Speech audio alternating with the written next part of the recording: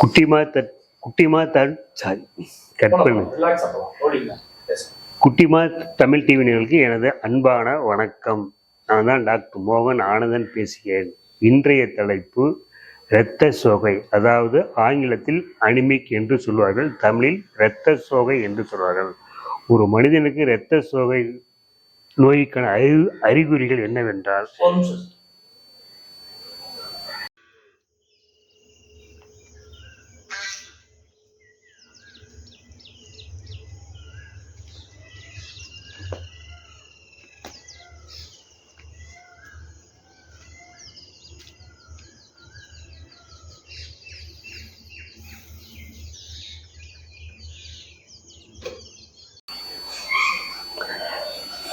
குட்டிமா தமிழ் டிவி நேயர்களுக்கு எனது அன்பான வணக்கம்.